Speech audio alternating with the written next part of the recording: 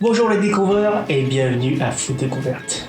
Aujourd'hui, je vais manger un truc simple, rapide, donc j'ai décidé de vous présenter le huedokbap. Qu'est-ce que le huedokbap?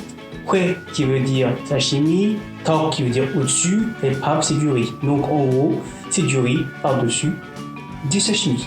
Un peu comme du shirashi mais à la méthode coréenne. Pour cela, il vous faut du riz, donc un bol de riz sur un gros condiment, des assortiments de salades. Je vais acheter comme ça parce que acheter une par une ces salades là me coûte plus cher que le sachet en lui-même, et la conservation n'est pas fameuse. Il vous faut du vinaigre, du gochujang et bien sûr du saumon. Alors ça peut être autre chose que le saumon, hein. Vous pouvez mettre du dorade, du thon, ce que vous voulez, mais moi comme j'aime que le saumon, j'ai pris que le saumon. La préparation est extrêmement simple. Je vais couper les sashimi, mettre les légumes au-dessus du riz, mettre le sashimi, faire une préparation de sauce à base de gochujang et de vinaigre et le mettre dessus. Et c'est tout est prêt. Passons donc à la préparation. Ce qu'on va faire d'abord, c'est donc d'ouvrir notre sachet de légumes. Et mettre un peu de légumes par-dessus le riz. Découper le saumon. Vous coupez en sashimi. Alors le cœur de saumon, ça se vend actuellement assez facilement, donc coupez-en. Faites des tranches assez fines.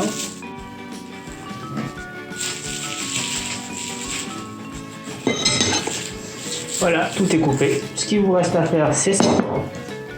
Vous prenez les sashimi et vous les disposez visuellement en arc de cercle pour être sûr que ça soit beau. En même temps, je vous dis tout de suite, on s'en fiche complètement pour vous êtes chez vous, que ce soit beau. Mais après, si vous invitez quelqu'un à manger, ça peut toujours être beau de les décorer. Vous pouvez aussi faire ça avec le reste de saumon qui vous restera à la veille de Nouvel An. C'est une méthode pour se débarrasser du saumon fumé. Et voilà, donc c'est fait. C'est bien chargé. Nous allons donc préparer la sauce. Il vous faut. Alors si vous voulez manger piquant, vous faites 3 cuillères à soupe, mais pour moi c'est une cuillère à soupe. Voire, allez, je vais mettre 2. Attention, déjà 2 cuillères à soupe, ça commence à être déjà piquant. Là, vous allez rajouter une cuillère et demie de vinaigre de riz et vous allez mélanger jusqu'à ce que ça devienne liquide. La sauce est prête. Il ne m'en reste plus qu'à mélanger les deux, comme ceci. Comme je vous ai dit, déjà 2 cuillères à soupe de gochujang pour une personne, c'est énorme.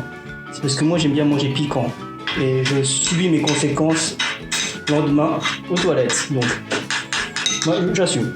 Après, ceux qui n'assument pas et qui ne veulent pas souffrir, mettez qu'une seule cuillère à soupe. Voilà, c'est prêt. Passons à la dégustation. Bon bah, passons à la dégustation comme je vous l'ai dit. Donc, vous avez votre bol comme ceci. Et vous avez votre sauce, vous mélangez le riz et les légumes. Il y a un petit truc que vous pouvez faire plus, c'est que vous pouvez rajouter une petite goutte de l'huile de sésame pour accentuer le goût poissonné du sésame. Mettez juste une cuillère et ça suffira. La première fois. Donc ça donne ça ici. Et voilà. Je vais goûter.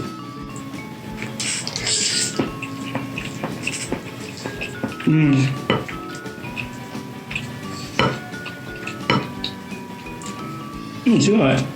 Alors pour information, généralement on ne mange pas que ça tout seul parce que c'est piquant et c'est assez sec, on va dire.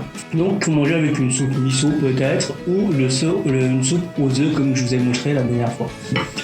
Voilà, c'est tout pour cette semaine. Je vous dis à la prochaine.